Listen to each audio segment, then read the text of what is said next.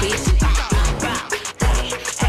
I ain't shy, but it why? Cause I been that bitch. Hey, now don't be playing with a real bitch. Like I want to. Hey guys, it's your girl Dominique and welcome back to my channel. Today I'm going to be doing this look for you guys. It's my first time doing something, well not something like this, but my first time doing this look specifically. So just bear with me through the process, okay? It's going to be a little unbearable, but here it is. But yeah, so I've been meaning to record this for you guys for a while now. And it's just taking me way longer than it should. But finally, without further ado, here it is, my very first makeup tutorial. I hope you guys enjoy it. Thanks. Alright guys, so let's go ahead and jump into this look. I'm going to start off with my brows first because I'm a brows first kind of girl. I'm using my medium brown Dipbrow from Anastasia, and I'm going to use my number 12 brush to apply that with. To start my brows, I'm going to create a guideline underneath the both of them. I always do the bottom line first for both brows before I even think about touching the top, because it's just easier for me to try and get them closer to looking like twins. They'll be sisters. I really want them to be twins, but I'll settle for sisters. As you can see, I'm now doing the top line of my brows so I can finish shaping them before I fill them in and contour them. When filling in your brows, you don't need much product on the brush. Start at the end of your brow and work your way in and blend up so that way you're not filling it in too much and it's not too dark.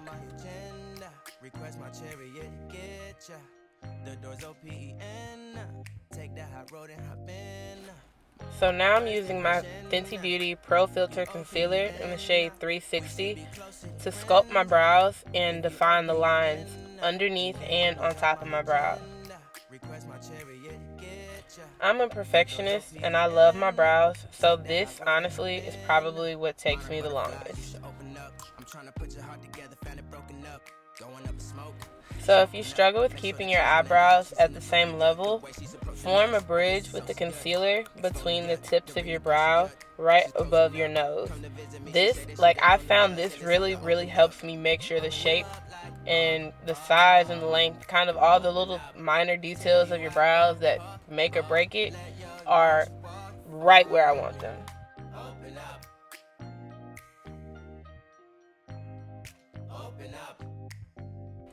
So from this angle, you can honestly see better what I mean when I say create that bridge. Literally, just drag that line from one tip of the brow straight across to the other.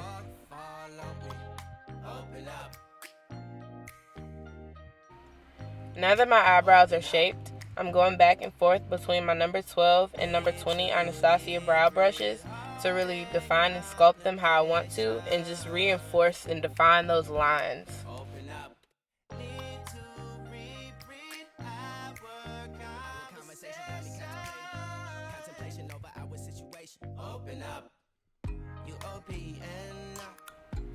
To finish my eyebrows, I'm going to take a small buffing brush and blend out the rest of the concealer. In real time, it probably takes me about 15 minutes to do my brows now. Before, I used to be at it for a whole hour. Now that the brow guides have been pleased, let's get into this eye look, y'all. First, I'm going to use my Fenty Beauty Pro Filt'r primer and push that into my skin so I can have a smooth canvas.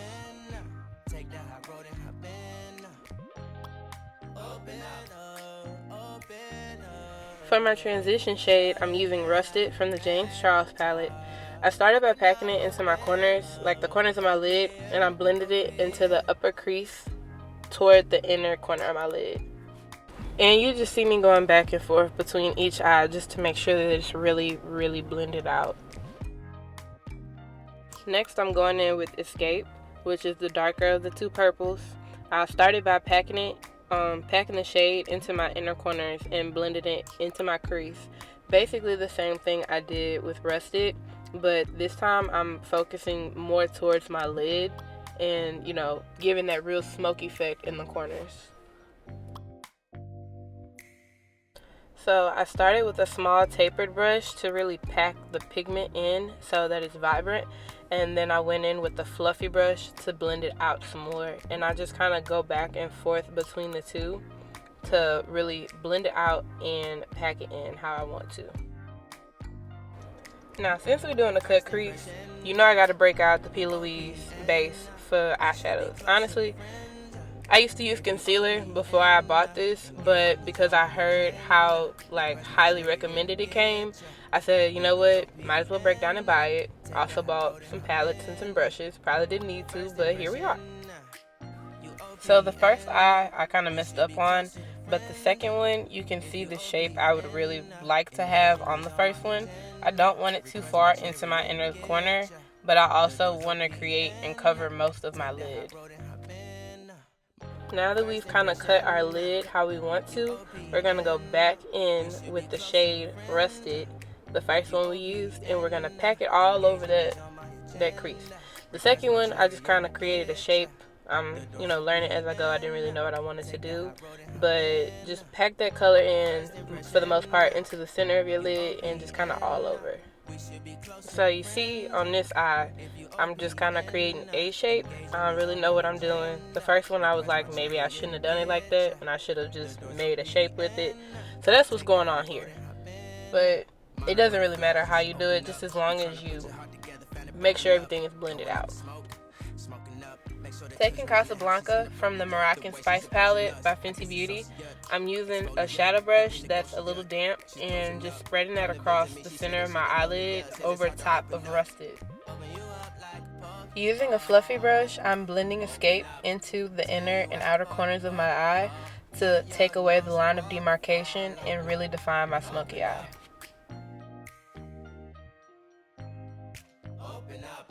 Going back in with Rusted, I'm using a firm blending brush so that way I can add some more color to the look without blending out too much of what I already have. So at this point, we're really pretty much done. We just got to clean it up. First, use a tapered brush and blend out the colors in your crease. Then, with the same firm blending brush from earlier, add some more color right under your brow and blend it into the purple.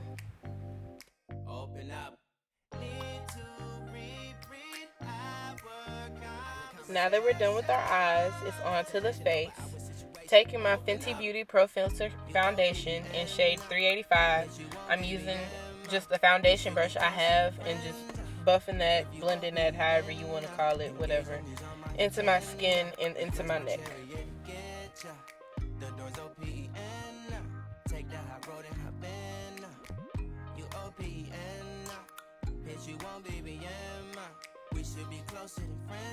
I honestly feel like the neck is so important in, making sure your foundation looks how it's supposed to, because it doesn't matter how well your shade matches.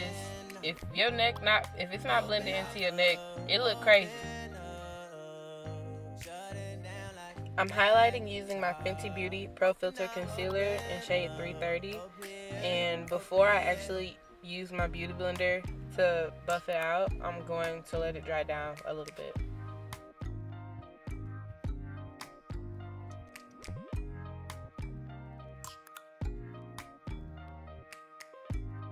Now that I've let my concealer dry down, I'm taking a damp beauty blender, yes, damp, not wet, damp, and just blending the concealer into my face before I contour.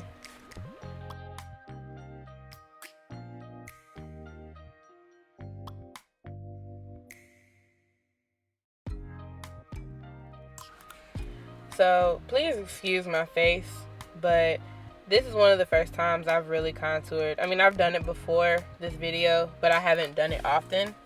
But either way, I'm just making that so I can see where the shadows need to be on my face to really define and sculpt it how I want to. First impression, I really didn't used to contour at all. I honestly didn't believe in it. I didn't see the point. I was just like, why contour your face? Like, if you're gonna put makeup on it. I don't know. I just didn't see the point in it, to be real. But I mean, as you can see now that I've been in school and I've kind of seen some different things and see other students around me learn and grow, I've learned and grown in different areas of my, in my craft. So when I contour and highlight, I use two different beauty blenders. I use one for my highlight, one for my contour, because the makeup from my highlight will transfer to the areas where I'm contouring, and obviously they're opposite. So just keep it separate, guys. When it comes to my highlight, I am a baker, so I do like to place some highlight under the areas where I've contoured just to really define it. And then, of course, I go back and I press powder into the areas where I've highlighted on my face.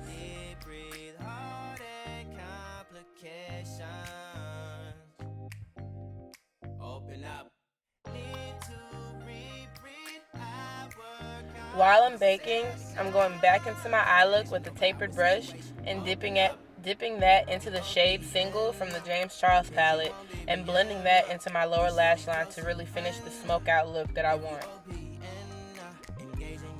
Now that I've let my highlight bake and set for as long as I want to, I'm taking a fluffy powder brush and just sweeping all the excess powder away. If you struggle with putting lashes on like I used to, I would recommend brushing the powder away before you put your lashes on, because you might make your eyes water or you might accidentally mess something up and now you gotta fight with the lash for 5-10 more minutes. Now to really complete this eye look, you got to have some lashes. So I'm taking Draya from my friend's collection, Harmonique Beauty, and one of the two lash glues I use.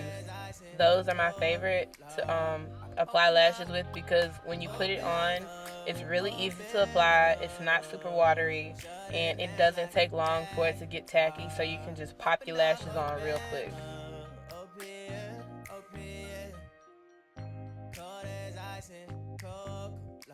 You see that? You see that? Look at that. That girl look good. Yes, ma'am. That girl looks so good. Now I'm just setting my face. Sadly, I have not purchased any more setting spray, so I'm just using what I have at home. So right now I'm arguing with my mom about cake, but I'm using the Fussy Gloss Bomb from Fenty Beauty. This was basically a Fenty face, just plus Morphe on the eyeshadow. Now that I've finished my face, I'm just buffing out the eyeshadow a little bit more. Just the little finishing touches, you know. Niggas off me. Around me.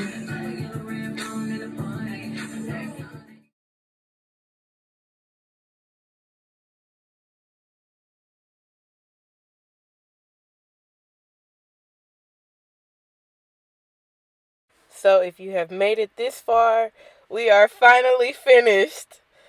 Oh my gosh, I had so much fun doing this look, recording it for you guys. I really hope you like it.